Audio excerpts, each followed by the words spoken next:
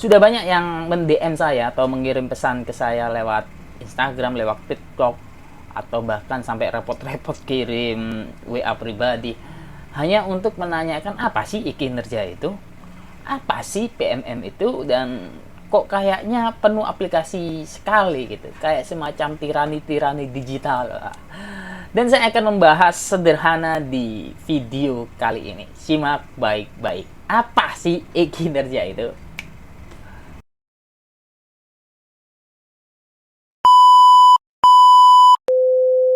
Saya ingin menjelaskan dengan cara sederhana dengan menganalogikan hal yang ya cukup gak asing bagi kalian mungkin. Saya sudah siapkan ini. Ini ada isi airnya, ini ada isi airnya loh, ada isi airnya.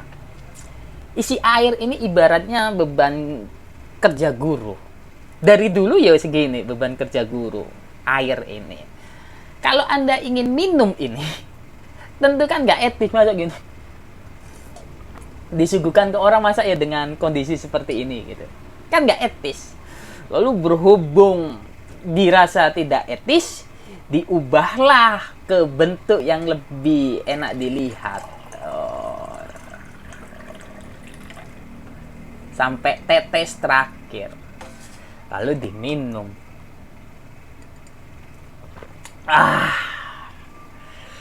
Lalu yang membuat ini bilang ini lebih efektif, lebih efisien, lebih enak, lebih transparan, lebih lainnya. Wah. Padahal air minumnya sama. Jumlah air minum yang di sini sama yang di sini sama.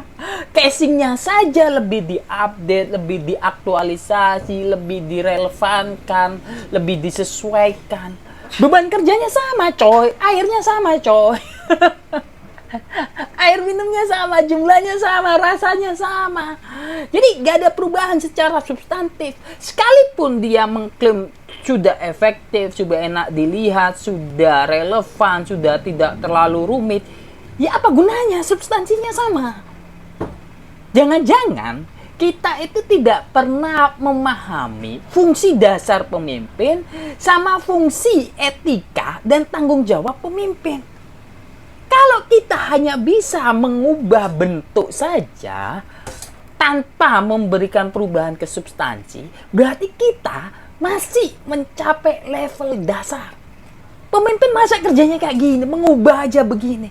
Itu pun kalau kita benar-benar cermati, ya memang sudah seharusnya pakai yang model begini. Karena apa? Karena memang zamannya sudah digital, zamannya sudah teknologi. Justru kalau kalian masih pakai ini, itu salah. Yang benar kan memang sudah seharusnya pakai gelas seperti ini. Dan lebih bahayanya lagi, ketika sudah pakai ini, diklaim ini seakan-akan keberhasilan. Kan gila itu. Itu gila kalau bagi saya itu. Cara berpikir apa semacam ini? Sekali lagi, isi airnya sama.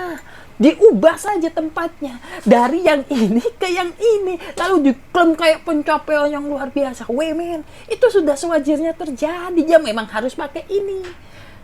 Tugas kalian kan menguranginya jadi seperti ini. Itu baru ke substansi isinya. Disinilah mengapa saya selalu mengatakan dan tidak akan pernah mengubah sebelum benar-benar dikasih pemahaman dan data yang begitu kuat. Kalau sebenarnya banyak pemerhati pendidikan, pengamat pendidikan, dan lain sebagainya itu yang pada akhirnya berubah menjadi sales kurikulum. Mereka itu sales itu ya gini, kerjanya begini nih sales itu. Dia hanya menawarkan casing, merasa ini baru, ini yang terbaru, ini yang terupdate, Pak. Silakan dibeli. Ini yang baru pencapaian kita dibanding yang lain-lainnya. Padahal ya sama substansinya. Kalau kalian pergi ke dealer motor, dealer mobil, pasti sales-salesnya bilang begitu. Ini keluaran terbaru kita, Pak. Ada strip barunya, ada emblem barunya. Kita pakai cahaya dari bulan, kita pakai bahan bakar yang hemat energi dan lain sebagainya. Substansinya sama, dia motor itu, yang mesinnya sama itu, yang jumlah bannya sama gitu. Jadi agak membingungkan sebenarnya kita hari ini melihat pendidikan. Kita tidak bisa membedakan mana itu pencapaian, mana itu hal dasar, mana itu hal basic. Sehingga semuanya dicampur aduk.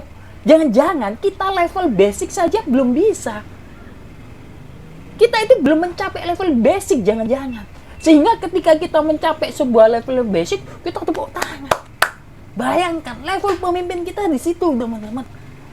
Jadi yang heran, masalah kita selalu berulang, nggak selesai-selesai.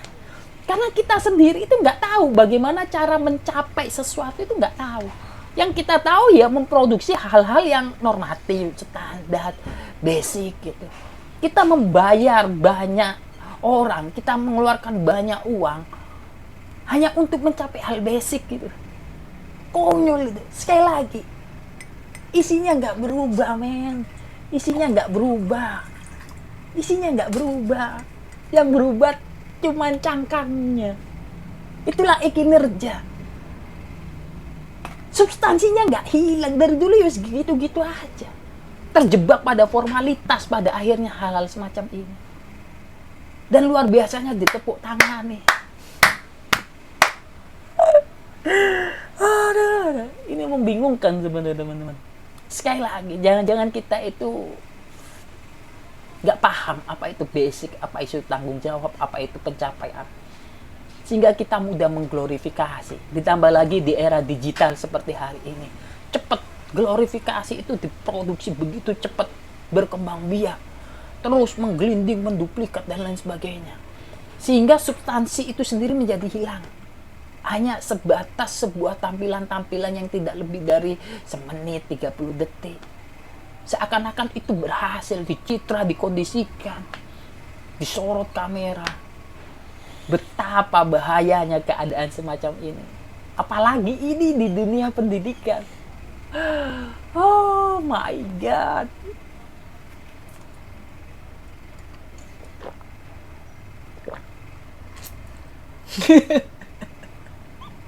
Sampai bertemu di bahan-bahan konten selanjutnya.